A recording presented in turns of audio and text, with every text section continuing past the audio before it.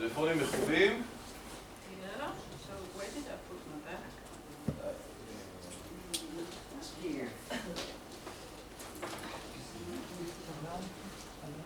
בואו תעמדו שנייה, רק תכבד את המורה בעמידה. No.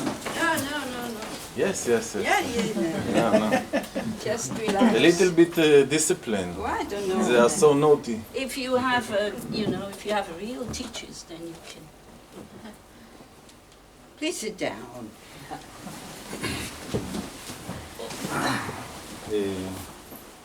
נסתכל קצת גם פה.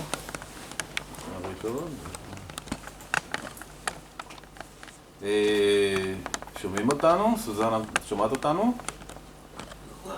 יופי. Can I hold it? Yes, sure. Closer without kind of breaking something. Okay. אם שומעים אותנו, תעשו לנו רק כן עם הראש. יופי.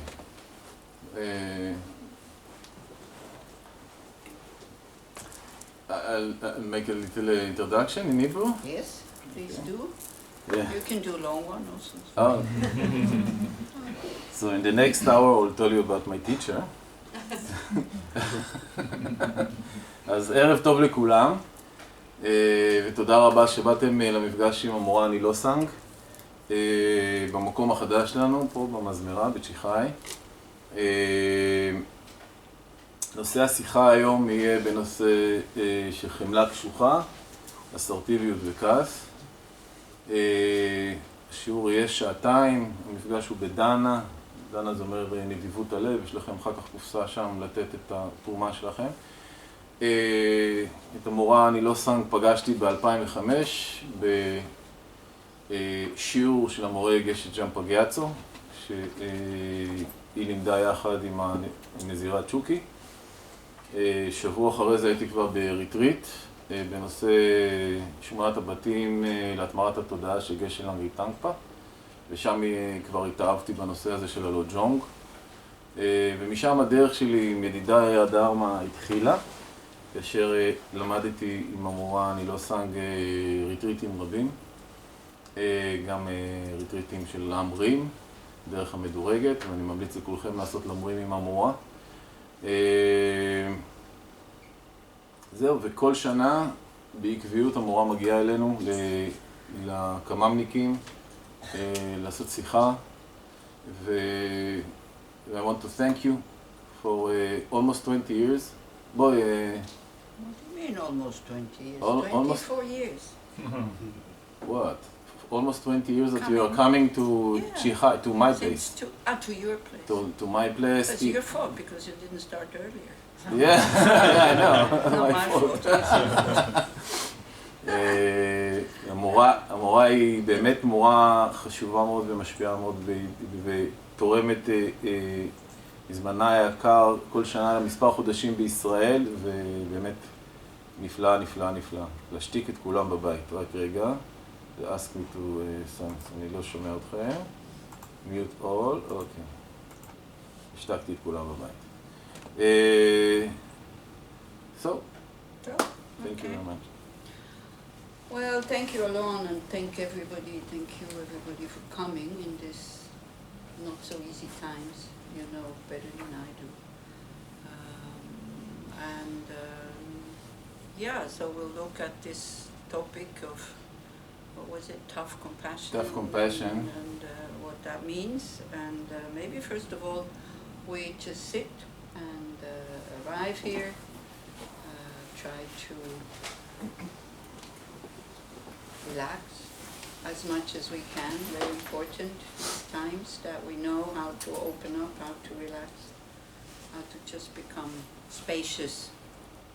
Because the nature of our mind is spaciousness, and very often we forget. But I think the moment we remember, then we open up, and it could become easier. Now, I'm not saying that I have remedies or answers or whatever. I wish I had, you believe me, the same way as all of you wish you had answers to what is happening and what to do.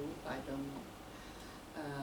But we just will discuss a little bit. We will look, and for what I would like you to do is just to invite you to look at your own attitude, at your own motivation already for being here, and for doing spiritual practices, basically, because it all lies on that. So I would say we do 15 minutes of just meditation, okay? Mm-hmm. So if you can sit with a straight back, that would be great. If it's too difficult, then don't worry so much, especially if you're not so young anymore. If you're young, then it really is worthwhile to put effort into that. Main thing is that you relax, and first thing is that we always connect with the body to really feel how the earth is supporting us, and to feel the solidity of the body also. And we can use the breath to open up. Hi. There is 2 more seats there and one there. So תיקחו כיסאות בינתיים, תשבו שם בינתיים, the ואחר ones כך who are תיכנסו. already sitting, you don't need to. They will find a space. They are big enough to know where they want to sit, whether on a chair or on the floor. And you just concentrate. You just be with your own body. That's the main thing. Because the body is really a good tool to, when things get tough, when it gets like fear, panic and all that, to connect to the senses. And one of the senses is touch. So feel wherever the body is touching the ground, earth is supporting us. Wherever else there is contact, you feel touch, like your hands either on your knees or in your lap, whatever feels more comfortable.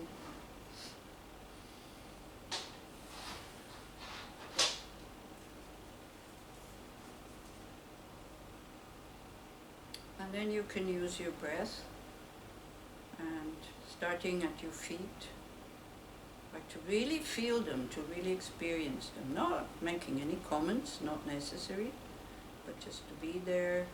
As you breathe in and as you breathe out, you kind of imagine becoming bigger in a way. No, feet are not becoming bigger, but a little bit like a balloon that you blow air into it.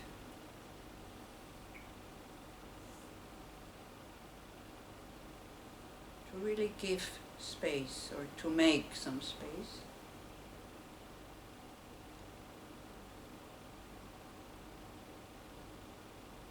And you move up your legs to your knees. Same thing, as you breathe in, you experience what is happening there. As we breathe out, we give some space.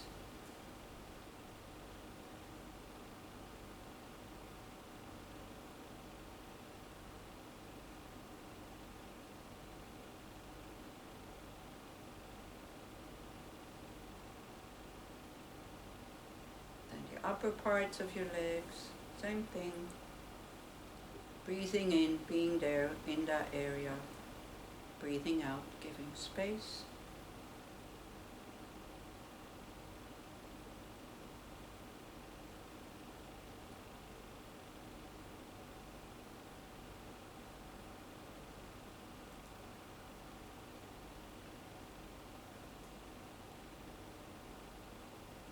And your buttocks, your genital area, lower abdomen, lower back.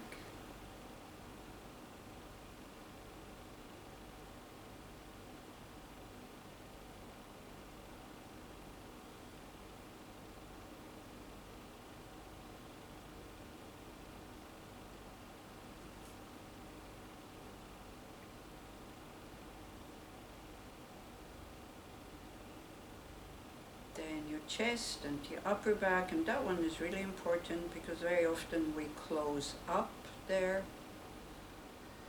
having a feeling that it will protect us, but it doesn't really. It just makes us more tense, more stressed.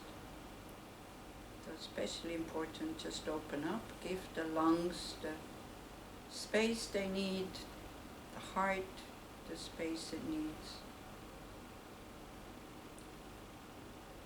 very often when we are very conscious of an area, we become aware of the tension. The moment we become aware, it relaxes, if it's not too cramped yet.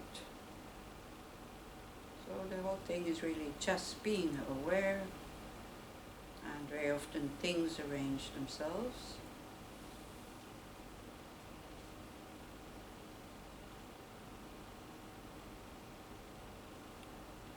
Also, you know, what we can already bring in, because especially in the upper, in the chest, like a sense of gratitude. Wow, I can breathe. The air that is there to give me oxygen is not making me choke. My lungs are working. My heart is working. We take it for granted, but it's not. So this is a great reason to rejoice. I can breathe. How wonderful. I can breathe freely without even having to think about it.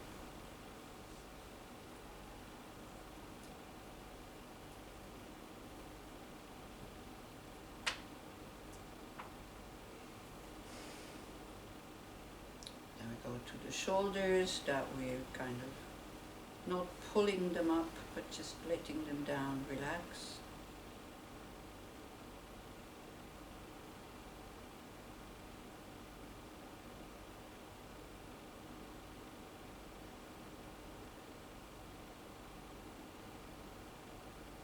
Slowly moving down the arms to the hands, and in the hands where it's always something happening that we're not aware of. Just notice it, give it space by breathing out.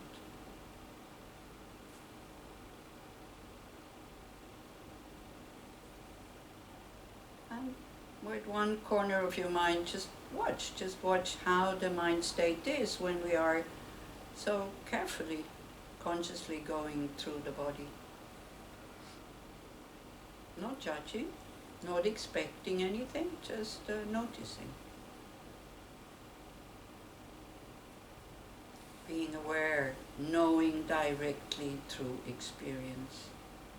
No need to make big words.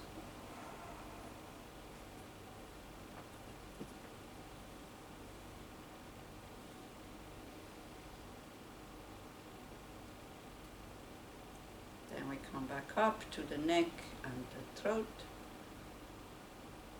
from the shoulders,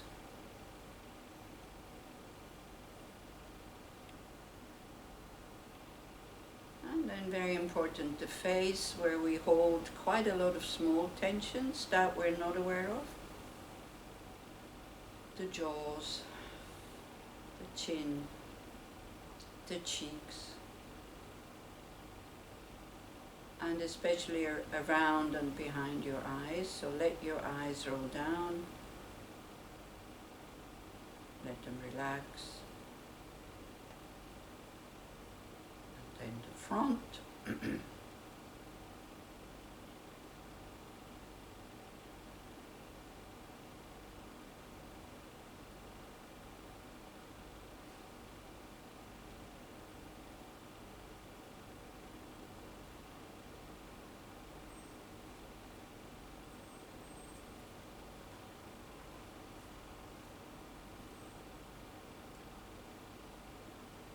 Top of your head,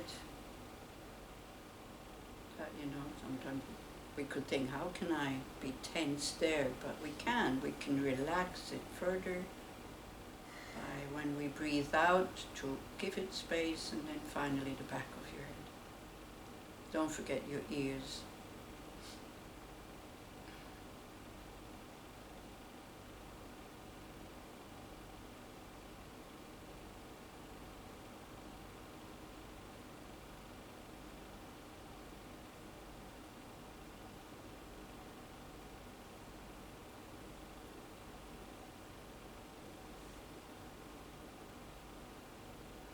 We do for a short time, I'm pretty sure all of you have a regular meditation practice. Be it shamatha, be it vipassana. So maybe for 10 minutes you just apply that method, being very happy that we have this space, these 10 minutes to do that, being very happy that we have the people around us that kind of support us, because at home we might already have maybe gotten up because we're bored. Here, out of respect for others, we remain sitting. So again, with, no matter what's happening, but with a lot of gratitude, with a lot of joy, actually, being able to apply these methods that we know the benefit of them.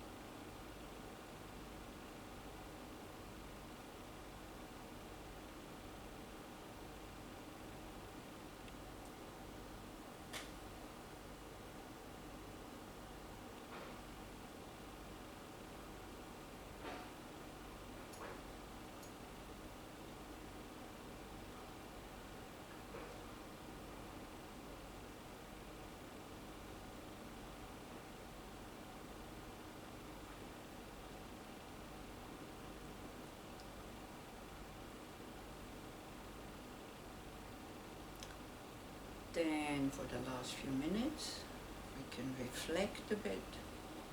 You know, in this really terrible, difficult situation, in order not to get too despaired, how can I give meaning to my life?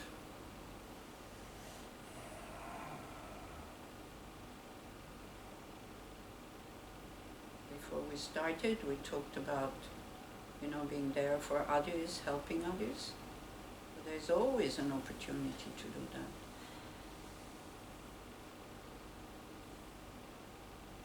Short term, right? But maybe in Buddhism, not just maybe, but in Buddhism we kind of think much more long term. Liberation from suffering and causes of suffering, and finally full awakening. So then we think, you know, in order to attain that goal, what kind of outer conditions do I need? What is a hindrance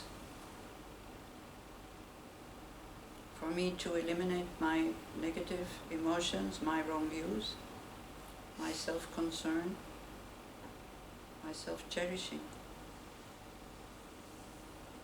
Where is the real hindrance?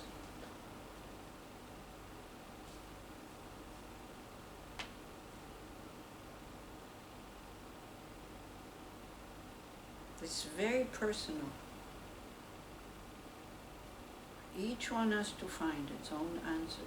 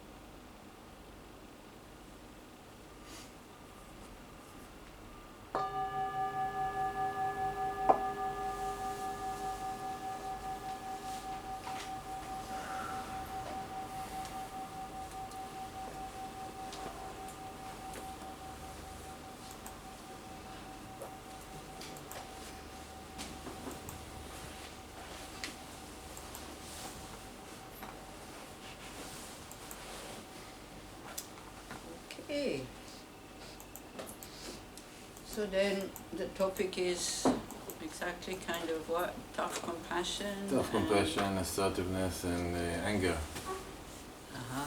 So what do you mean by tough compassion? I mean, you know, do you have specific situations that you would like to see how to react, or is it just very general? Very general is very difficult because it really, really depends on so many factors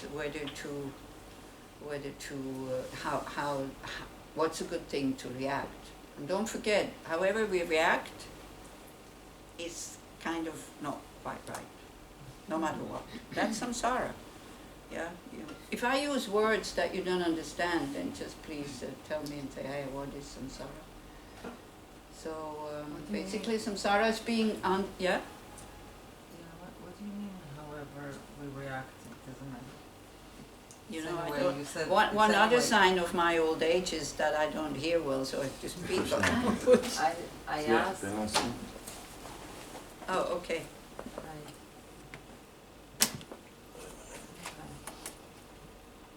Line in. Don't go anywhere. Bluetooth connected. Hello. Bluetooth mode. שלי?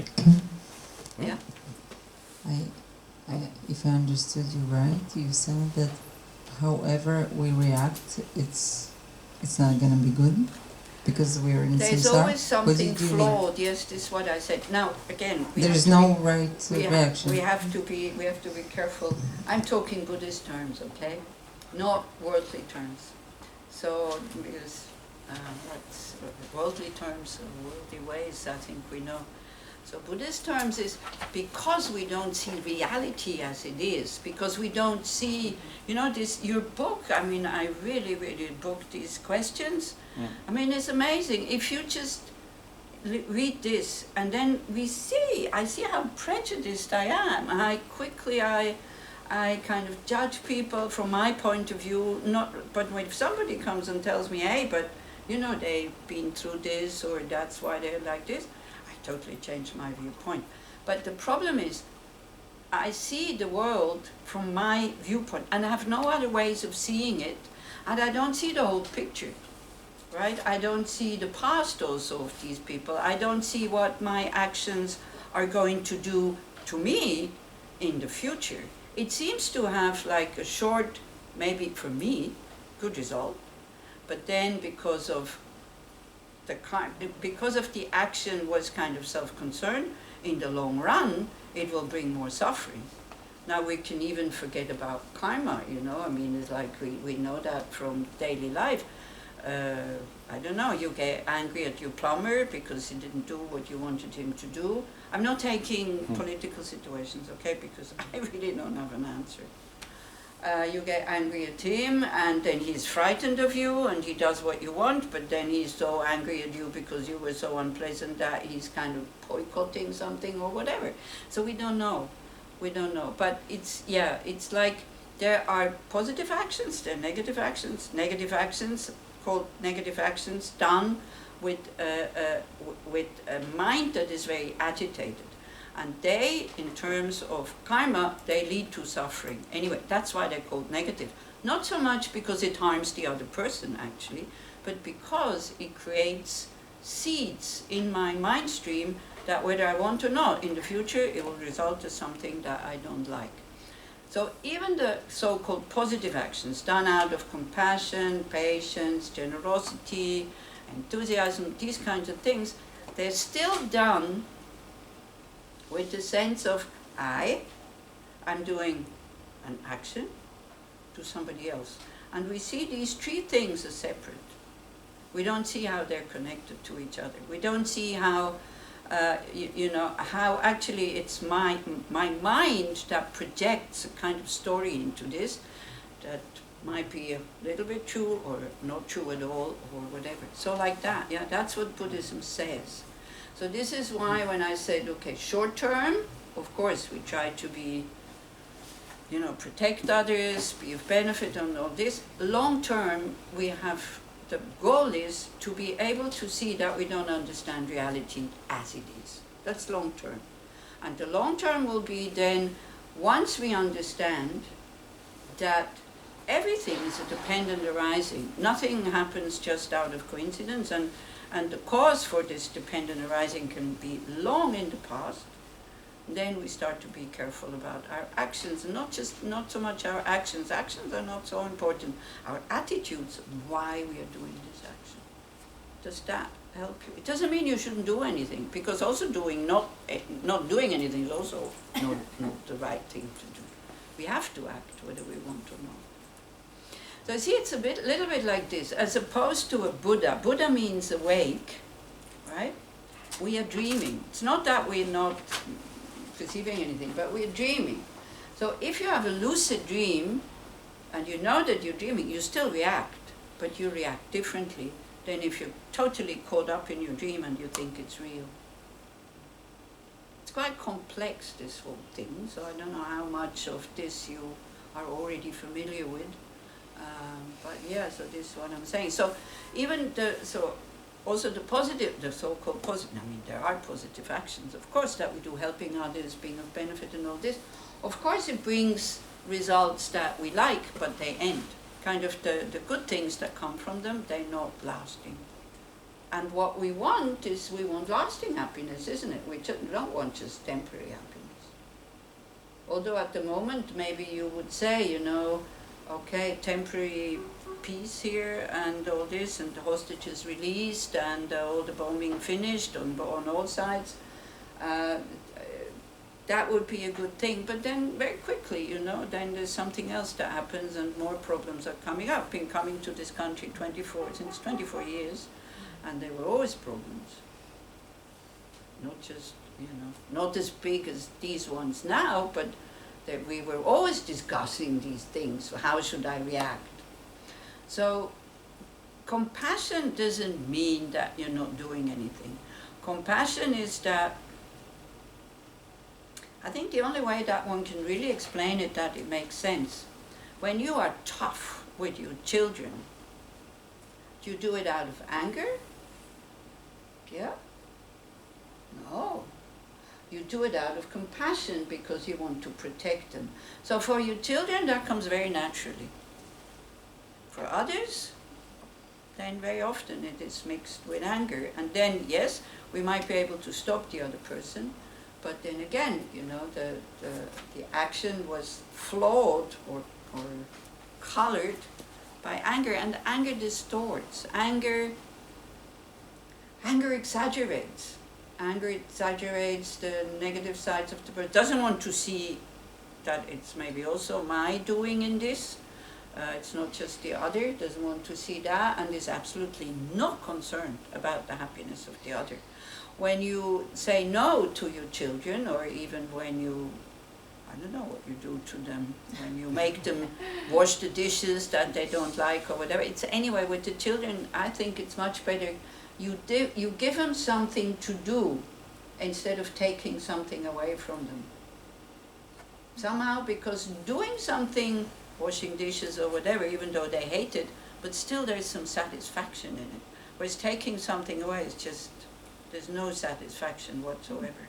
So I think it would be more skillful, but don't ask me how to get your children to wash them. Anyway, you all have dishwashers, I guess.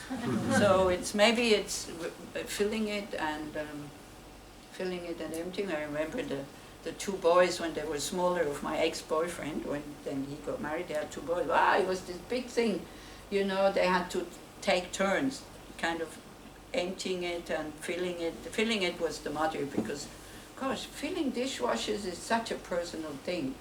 You know, I try to do the best I can, but then always somebody comes and does it differently. So I stopped. I stopped filling dishwashers, but I love to empty them when I know where the things go, and when I don't know where to go, I just put them somewhere. But so maybe, you know, asking the kids to empty it, like to take out the clean dishes or whatever you think that would be appropriate for them to. You know, not to be punished. Punished is not a good word, but to be able to repay what they did, which was not right, or something like that. So this also, you know, sometimes you have to shout, I guess. Have you ever shouted at your children? Yes or no? No. Yes. No, Sure. never. Yeah, of course. But then if you look, then you look at the attitude, because sometimes it's just saying, oh, please stop, and this, now. Because what I see also with the children now, you know, they're so clever. So the parents try to understand why they should do this and all this. But because it's samsara, and there's always a good side and a bad side, always, they are so clever to give the parents the other point of view, why they shouldn't do it. And it's very clever, and then there's endless discussions until the parents lose their patience and go, stop it. And then maybe they stop, maybe not. It's difficult with children. I admire everybody who has children.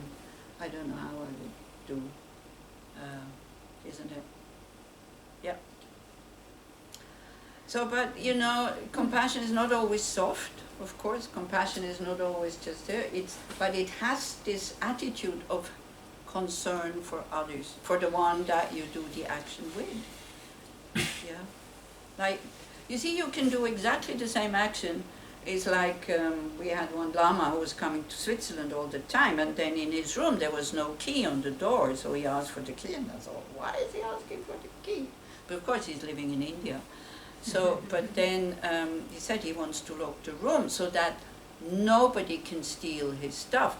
Not because he doesn't want it to be stolen, but he didn't want the person to create the karma to steal things from him. Now, that can be total hypocrite, or it can be genuine. And who knows whether it's genuine or hypocrite? Who knows that? Only you. And you can check it, and if you find, oh, that's pretty hypocrite, you can change it and still do the same action. Yeah. And how do you recognize anger? That's always the big question. Can anybody give me some hint here? What's the best way of recognizing anger? It's in the body. Hmm? It's in the body. It's physical. Physical. How does it feel? Boiling. I think my idea is not physical, but when I'm attaching to a separation point of view. If I'm separating from the object, and I'm agitating, so it's anger. But if I'm not, if I'm holding the value of equal, I forgot how it's said, but not separation, so I can't be anger at my, there is no anger in this area of no separation. Yeah, in theory we know quite well, isn't it? Then when it comes down to practice, I think the best way of recognizing anger is looking at somebody else who is angry at you. Then you see what anger is doing, right? They exaggerate. They're absolutely not concerned about your happiness. They even lie. They're out of control. And then we turn the whole thing around and think, oh, I probably do the same when I am angry. But when I am angry, my anger is justified. It will help to make the other person change his attitude or his way of doing things. This is all this is what anger is telling us. It's the right thing to do. This will help, all these kind of things. When you look at somebody else being angry at you, you don't think it's the right thing to do. You go, hey, you can say this in a different way, or, and maybe you do what they want you to do, I don't know, but you don't do it voluntarily, isn't it? So, but it doesn't mean you shouldn't say anything. We had this discussion with center leaders, directors the other day on Zoom in Europe, FPMT centers, Buddhist centers. So we met and we discussed how to say tough things, and because sometimes you have to. It's like when you have somebody in the group that is, especially somebody on the board or whatever, it's like, and it happens. Don't think that,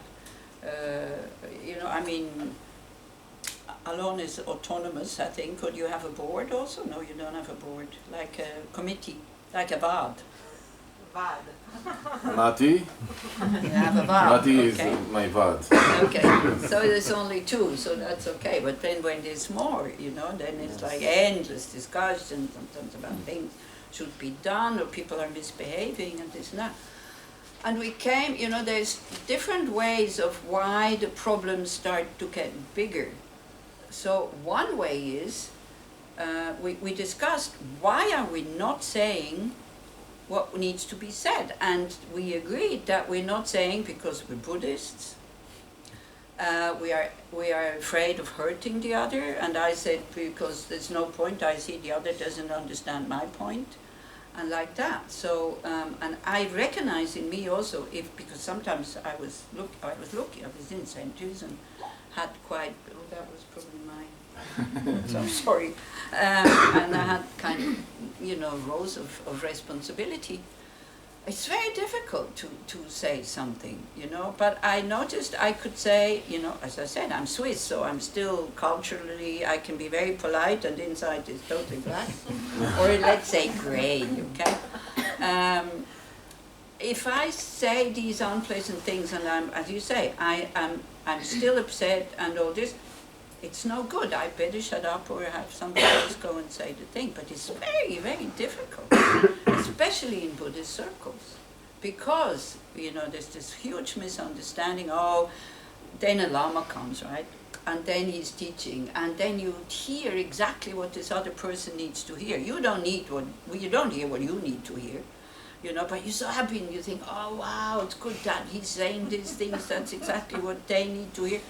But I don't need to hear anything, I'm okay. It's like, and the other one probably says the same thing, you know, or thinks the same thing.